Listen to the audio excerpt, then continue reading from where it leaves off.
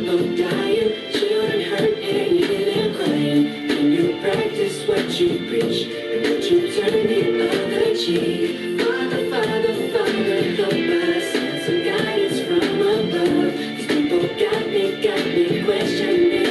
Where is the love? Where is the love?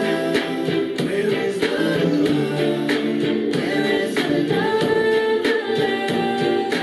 Where is the love?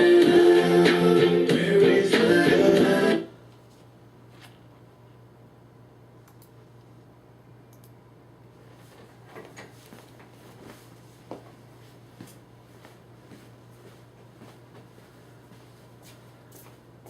My name is Mark Stordahl.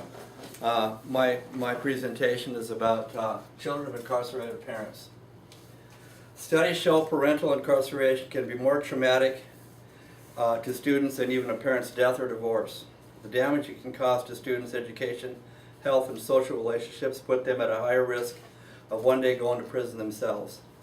Yet in many schools, that circumstance is a hidden problem, hard for teachers to track and difficult for students and caregivers to discuss. In 2007, there were 2.7 million children in America with a parent in prison, more than 70% of whom were children of color. More than 1 in every 100 adults in America are in jail or prison.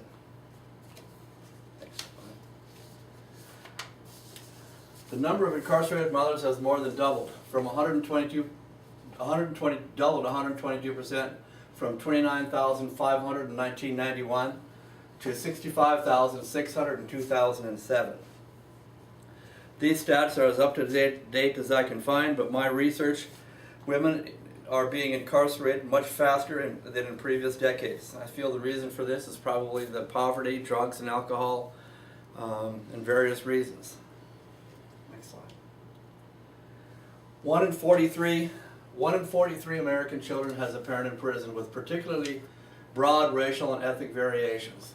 1 in 15 black children, 1 in 42 Latino children, 1 in 111 white children. 75% of incarcerated women are mothers.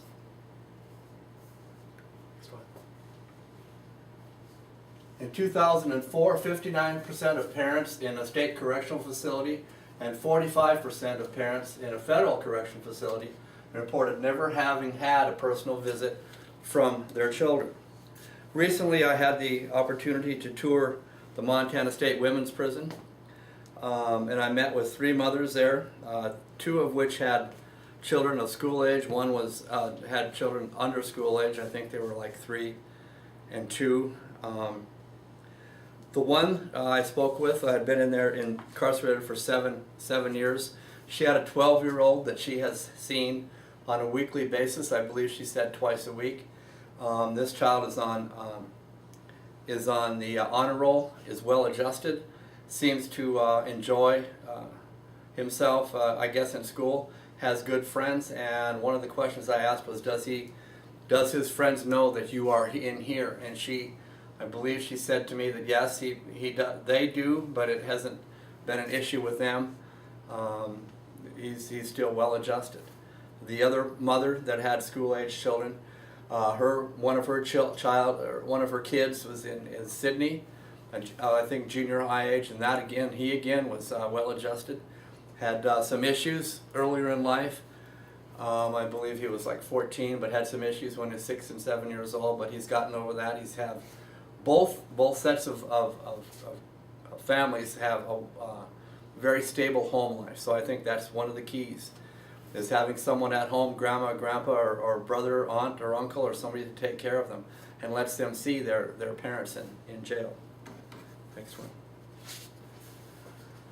You might recognize this: adverse child experiences, child physical abuse, child sexual abuse, child emotional abuse, emotional neglect, physical neglect, mentally ill and depressed or suicidal person in the home, drug addicted or alcoholic family member, witnessing family violence against the mother, loss of a parent due to death, abandonment, or by parental divorce, and one of the ACEs is the incarceration of a family member.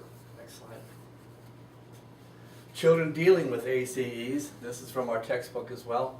Children are 2.5 times more likely to fail a grade, lower score on standardized achievement tests, have more receptive or expressive difficulties, language difficulties, are suspended or expelled more often, are designated to special education more often. Next child. Next. These 10 questions are taken from a pamphlet I got when I was at the prison system. One of the counselors gave me this. It's called Family Members Behind Bars. Answers to difficult questions children might ask. Caregiver's Guide to Montana's Criminal Justice System, From Arrest to Release. It's put out by Montana Alliance for Families Touched by Incarceration, MAFTI, and it's there. And if anybody would like a copy of this, I can certainly give them the information of where to get it. This is what a child may ask when someone is incarcerated. Where is my family member? Why is he or she there? When will he or she be coming home? And does he or she still love me? Some of the other questions in this pamphlet are 10 tips for caregivers from caregivers,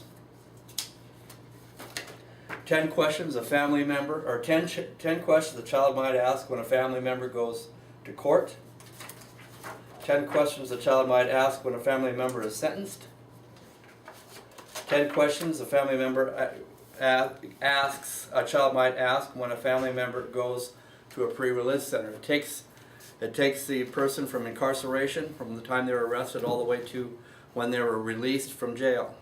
It's a very good booklet. And like I said, I can get you the resources. It's got lots of resources. It's got federal probation offices, phone numbers. It's just a very good resource for people who are dealing with a brother or sister or mother or dad, and you're a caregiver.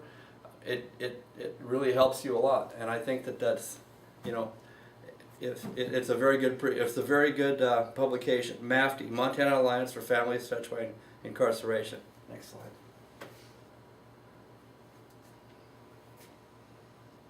The average age of children incarcerated with parents is 8 years old. 22% of the children are under the age of 5.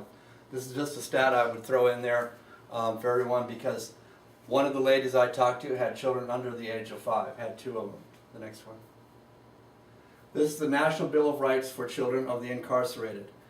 I have the right to be kept safe and informed at the time of my parents' arrest. I have the right to be heard when decisions are made about me. I have the right to be considered when decisions are made about my parent. I have the right to be cared for in my parent's absence. I have the right to speak with, see, and touch my parent.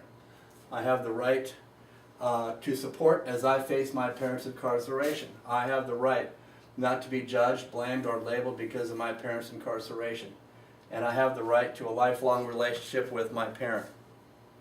This, again, is in this pamphlet, or in this booklet, but I've seen this Bill of Rights before. I've seen it on the internet. Next slide. Well, that's just the references. And that basically wraps it up for my talk. Again, if anybody has any questions or would like a copy of this pamphlet, just get a hold of me through email or through our class. Thank you.